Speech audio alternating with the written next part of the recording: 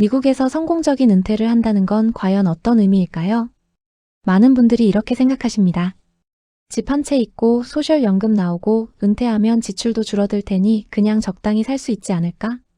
특히 미국에서 오래 일하신 교민분들은 그래도 여기까지 왔는데 은퇴는 괜찮겠지라고 막연히 기대하시는 경우가 많습니다.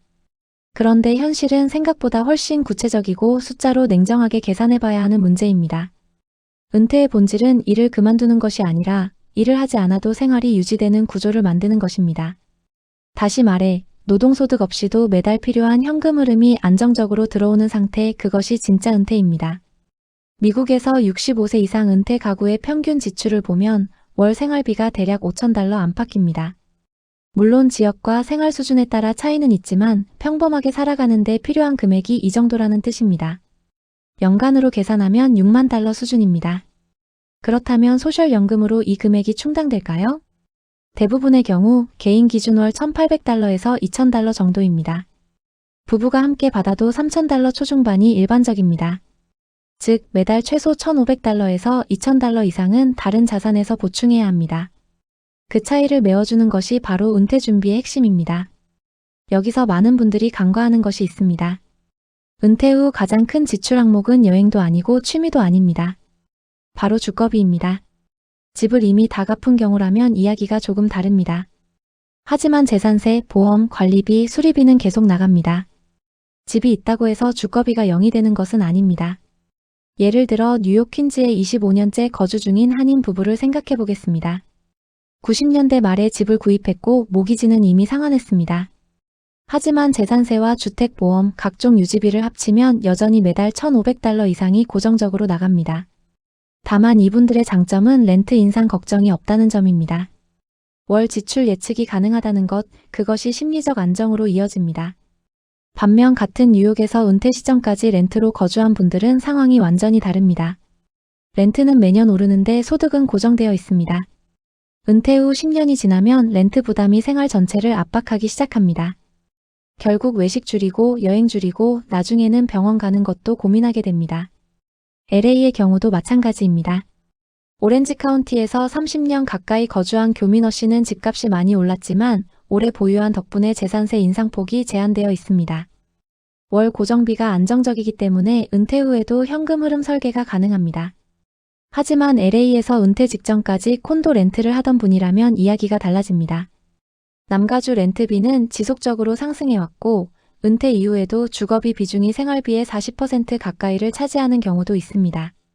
같은 소득이어도 삶의 여유는 완전히 달라집니다. 두 번째로 무서운 변수는 의료비입니다. 미국에서 은퇴하면 메디케어가 있으니 괜찮다고 생각하시는 분들이 많습니다. 하지만 메디케어 파트 B 보험료, 보조보험, 처방약 비용까지 합치면 매달 수백 달러는 기본입니다. 문제는 의료비가 예측 불가능하다는 점입니다. 어느 달은 조용히 지나가지만 어느 달은 몇천 달러가 한 번에 나올 수 있습니다. 고정 수입 구조만으로 은퇴를 설계하면 이 의료비 변수 앞에서 계획이 흔들리기 쉽습니다. 그렇다면 우리는 무엇을 준비해야 할까요? 미국 정부는 개인이 은퇴를 준비하도록 다양한 세제 혜택을 제공합니다. 대표적으로 401k, 트러디셔널 IRA, 로스 IRA 같은 은퇴 계좌가 있습니다. 일하는 동안 소득의 일부를 미리 떼어 투자하면 세금 혜택을 주는 구조입니다. 회사를 다니는 분들은 401k 매칭을 최대한 활용하는 것이 기본입니다. 자영업자라면 SEP IRA나 솔로 401k 같은 옵션도 있습니다. 이런 제도를 활용하지 않는 것은 사실상 세금 혜택을 포기하는 것과 같습니다. 또 하나는 소셜 시큐리티입니다. 우리가 매달 급여에서 떼이는 세금이 바로 미래 연금의 재원입니다. 하지만 이 연금은 기초일 뿐 전부가 아닙니다. 결국 개인 자산에서 나오는 현금 흐름이 추가로 필요합니다. 그 자산은 어디에서 나올까요? 주식 투자에서 나오는 배당, 부동산 임대 수익, 은퇴 계좌 인출 혹은 일정 금액을 맡기고 평생 소득을 받는 연금 상품 등 여러 구조가 있습니다. 중요한 것은 하나의 상품이 아니라 조합입니다. 예를 들어 뉴욕에 사는 교민 B씨는 401k와 IRA에 꾸준히 투자하면서 브루클린의 소형 멀티패밀리 건물에서 나오는 임대 수익을 은퇴 이후 현금 흐름의 한 축으로 설계했습니다. 반면 LA의 교민 C씨는 주식 ETF 중심으로 자산을 키우고 일부는 안정적인 소득형 금융 상품으로 분산했습니다. 방법은 다르지만 공통점은 노동 없이 들어오는 소득 구조를 만들어 놓았다는 점입니다. 또 하나 중요한 부분이 세금입니다. 은퇴 계좌에서 돈을 인출하면 대부분 과세 대상이 됩니다. 즉, 손에 $5,000를 쥐려면 그보다 더 많이 인출해야 합니다. 은퇴 후에도 세금은 계속 존재합니다.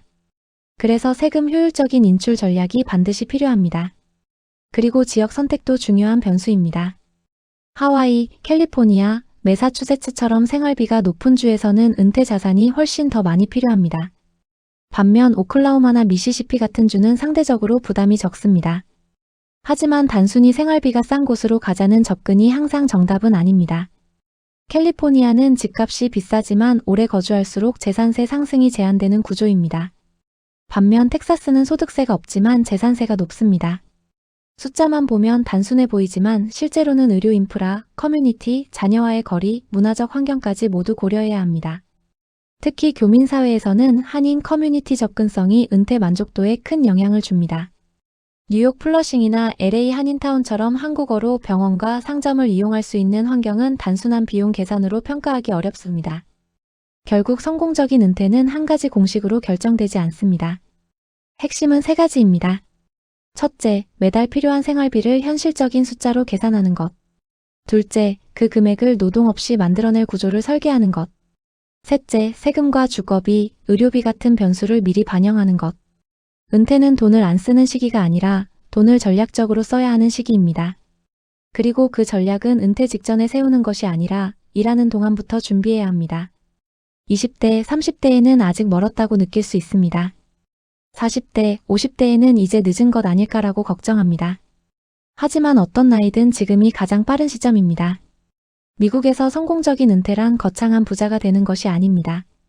내가 살고 싶은 도시에서 익숙한 커뮤니티 안에서 자녀에게 부담을 주지 않고 의료비 걱정 없이 매달 안정적으로 생활이 유지되는 상태입니다. 뉴욕이든 LA든 혹은 다른 주이든 결국 질문은 하나입니다.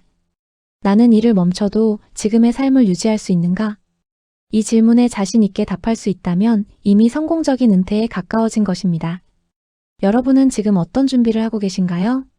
그리고 지금의 선택이 10년, 20년 후 어떤 차이를 만들지 생각해 보신 적 있으신가요? 은퇴는 언젠가 오는 미래가 아니라 오늘의 결정이 쌓여 만들어지는 결과입니다.